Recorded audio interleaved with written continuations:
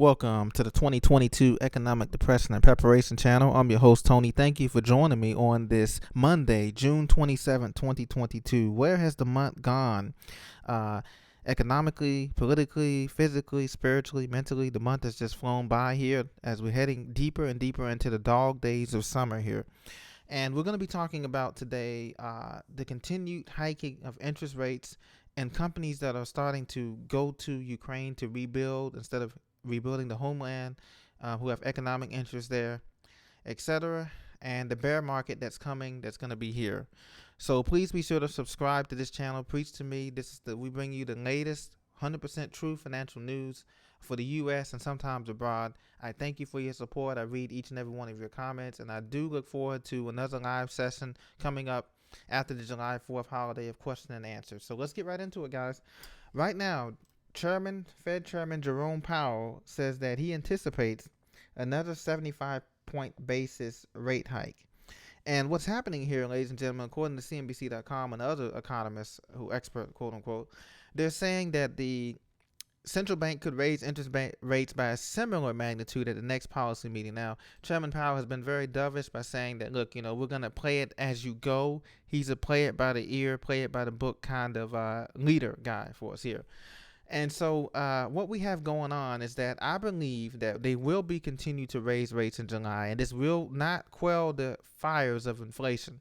Inflation by this point will be at 9.5 or 10%. Now, I predicted this a couple of videos ago, and so far it's continuing to hold true. Inflation is rising steady toward double digits, and this 75 basis point raise interest rate hike will not quell the fires of inflation simply because there's so much money sloshing around and the money supply from all of the stimulus and the PPP loans and the idle grant loans. Now that that's ending, there's still a lot of excess money in the system and the money supply. So because of which, that's what's making the inflation even worse. And it's really the inflation, as I said before, guys, is based on the devaluing of the U.S. dollar. The currency's being devalued. Now, to put this in perspective, let's be fair here. Every currency in the world is experiencing a devaluation, because every currency in the world, or every central bank is experiencing problems with inflation, from Australia to New Zealand to India to Europe, Greece, Turkey, Lebanon, you name it, Israel, back towards Spain and Germany, the G7 nations. Everybody's experiencing inflation. But what makes it worse for the Western nations and the G7 nations is that America leads the world and the largest debtor nation, and on top of that, we don't produce anything. If we had a solid manufacturing, whether that's based in a robotic technological manufacturing or based in real manufacturing, we don't have neither of those, and so we become a service-based, retail-based economy, as you know. So things are going to continue to get worse. The good news is, and like I said, I love to bring good news too. I'm not just a doom and gloomer prepper guy, but I do bring good news. The good news is, guys, we have time to prepare, because Chairman Powell here is obviously buying us time with these incremental, slow rate hikes, okay? Because he could just come out and say, like Paul Volcker did in the 70s, we're going to raise interest rates to 20%. That's what we really could be doing to help quell the inflation. So, guys, right now, we have companies that are getting ready to invest in Ukraine as massive reconstruction looms. There was a lot of bombings and different things going on here. You see these buildings destroyed here. This photograph was taken on June 10th. A regional government building destroyed by, a Russian missile strike. So, guys, they're going to need a lot of help to rebuild Ukraine. And so far, we've given over $1 trillion to Ukraine in aid packages.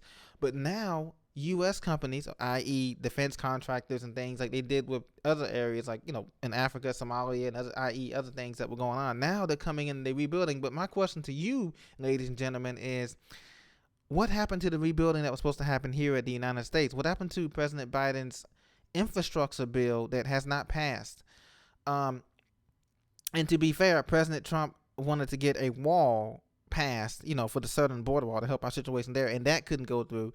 So we're in a situation where we appear broke to do our own infrastructure, quote unquote broke to do our own infrastructure improvements at home, but yet we have all of this money to spend in other countries such as Ukraine, and this may spill over into other countries in Eastern Europe and in other places too as well. Because you have to remember, guys, what brought us out of the 1929 Great Depression for 10 years? It was war, right? World War II.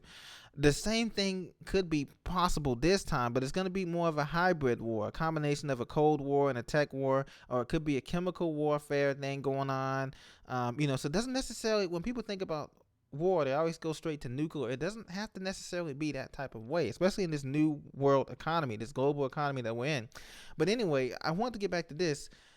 These companies are going to invest massive money into rebuilding Ukraine, and that's supposedly what they're thinking of is going to help stimulate the U.S. economy and the European economy. But look at this, guys. Russian invasion of Ukraine has cost thousands of lives, displaced millions of people, and caused a level of devastation not seen since World War II. It's funny the article mentions that. I'm just talking about that. So, guys, what they plan on doing is they destroy the country. We're already in the 6th month of this conflict, okay? And U.S. companies are, quote, being urged to what? Invest in the country now. Well, why is that? Because this is going to be a long-term deal. This is going to be a long-term rebuilding process that's going to create a lot of private contractor jobs, a lot of different things going on there. And they're hoping, President Biden and his team are hoping that will help stimulate the economy as it did back in 1920s and 30s. There's only one problem with that. The problem is that now we have much higher debt, we have a much higher population, and we don't have the money. We cannot afford to spend this kind of money without raising inflation in our own massively hyperinflation, stimulating hyperinflation. And they're not going to be able to create the shovel-ready jobs. Listen, remember the plan was to create shovel-ready jobs in the U.S. What happened to all of those quote-unquote green jobs, shovel-ready jobs, since we couldn't get the pipeline or anything like that? It's not coming. If we don't have jobs coming now, even with this reconstruction they're doing in Ukraine, that's not going to be able to employ over at least 40 or 50% of the workforce, especially after massive unemployment is coming to America. So listen, that's in anything to do with reconstruction, glass, brick, cement, any sort of building materials. I think that's going to be in high demand, Hunter said. He said building of the roads, bridges, tunnels. Now that sounds really interesting. This is what we're supposed to be doing here in America. Our bridges, roads are crumbling, our infrastructure is crumbling. But we're not getting any help.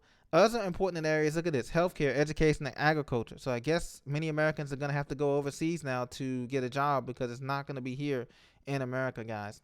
Wall Street bear who called stock market sell-off sees S&P 500 up another 7% before turning lower. It's clear we're in a bear market, guys.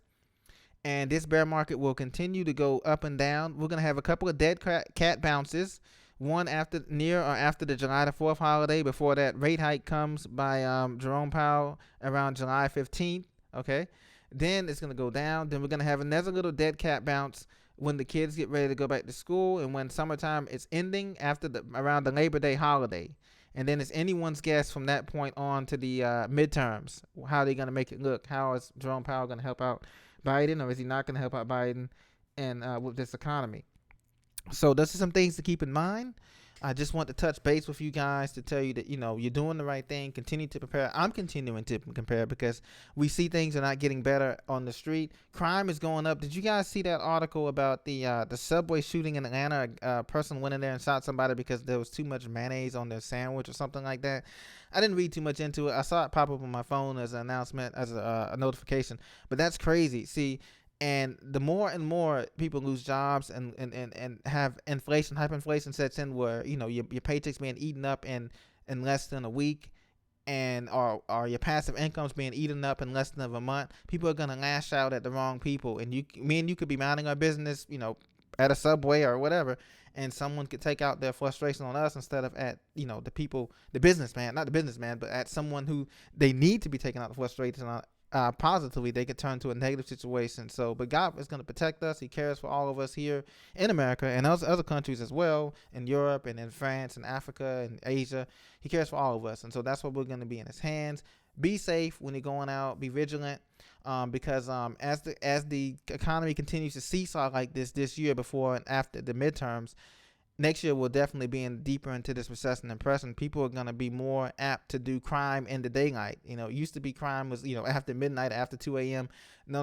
We're going to see crime in the daylight now in a lot of these major cities and not so major cities because of the economy. If people have no jobs, if young people have no jobs or anything they feel like it's going to be, or not high paying jobs where they can support themselves, that they feel entitled to, then things are going to go up. Crime is going to go up. And I think most people know that, and that's why they're preparing appropriately, So be safe. Talk to you later. God bless. Thanks for listening, and I'll see you in the next video very shortly here.